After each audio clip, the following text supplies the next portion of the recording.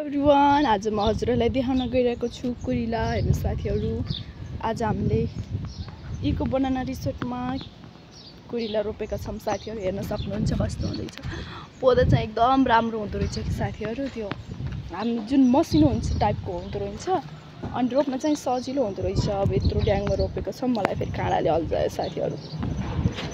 काँडाले पनि यस्तो गर्दो रहेछ कि साथीहरू। हेर्नु, कुरिला रोपिदिएको पारीसम्म रोपेको छ कुरिला। हजुरहरूलाई पनि पछि चाहिने भए सम्पर्क गर्न सक्नुहुन्छ सबैजनाले।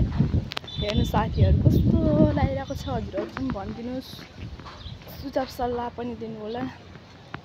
पारीसम्म रोपेको छ साथीहरू सबैजनाले। हेर्नुहोस् यस्तो टाइपको हुँदो रहेछ कि। अनि कुरिलो हेर्न सक्नुहुन्छ।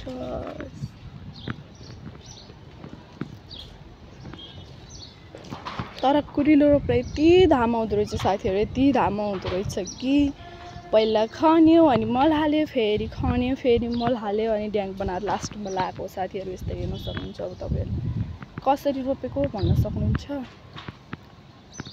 जस राम्रो देखिँदो रहेछ अनि यस्तो टाइपको हुन्छ कि साथीहरू। हेर्नु नै यस्तो टाइपको हुँदो रहेछ। त्यो त हेर्न कति ठुलो हो साथीहरू, कति ठुलो छ।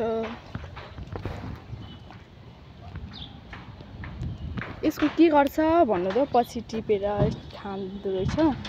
तरकारी हुन्छ अरे यसको।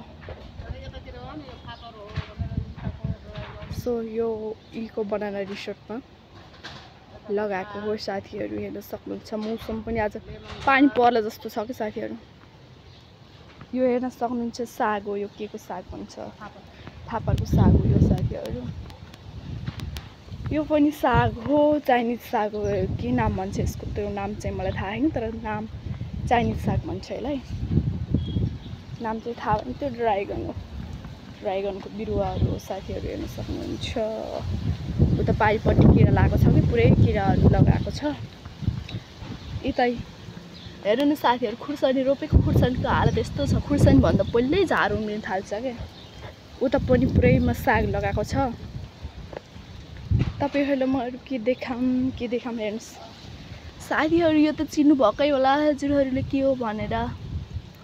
गेस गर्नु त साथीहरू के हो। यसलाई चाहिँ मरौटी भन्छ है, मरौटी भन्छ साथीहरू। हेर्नु यो फेरि हात जुम गरेर कस्तो देखाइरहेको कि। पारिपट्टि त पुरै किरा रोपिरहेको छ साथीहरू, सबै किरा लगाइरहेको। हेर्न सक्नुहुन्छ तपाईँले, पुरै किरा लगाएको छ। चाहिने भए सम्पर्क गर्नु होला।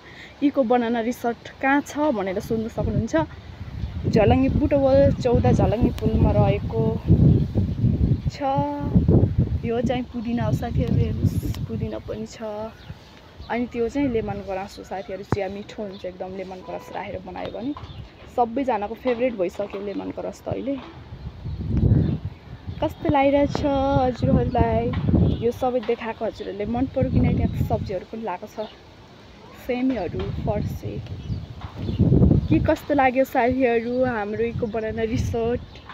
अनि इको बनाना रिसोर्टमा लागेको परिकारहरू के कस्तो लाग्यो सबैजनाले सम्पर्क गरिदिनु होला। अनि लाइक कमेन्ट सेयर गर्न नभुलिदिनु होला।